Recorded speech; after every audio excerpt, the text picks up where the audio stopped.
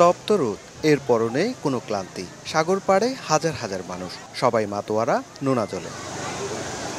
ঈদের ছুটিতে আবারও ঢল নেমেছে কক্সবাজার সমুদ্র সৈকতে। তীব্র ঢেউয়ের সঙ্গে মিতালি মেতে উঠেছেন পর্যটকরা। টিউব নিয়ে গা ভাসিয়ে প্রশান্তি নিচ্ছেন তারা। সেলফি কিংবা ফটো ফ্রেমে স্মৃতিটুকু বন্দি করে রাখছেন অনেকেই। ঈদের খুশিতে আসলাম, আর যেহেতু ছুটি আছে সেজন্য আসলাম সময় কাটাতে ফ্যামিলিকে নিয়ে।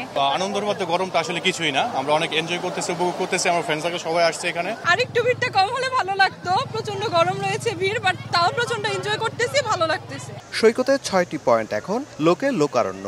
লম্বা ছুটি বা বিশেষ দিনে ভ্রমণ পিপাসুদের বরাবরই পছন্দের জায়গা এই সাগর পাড়। ঈদের ছুটি মানে কক্সবাজার। সমুদ্র মানুষকে বারবার টানে তার কাছে আসার জন্য।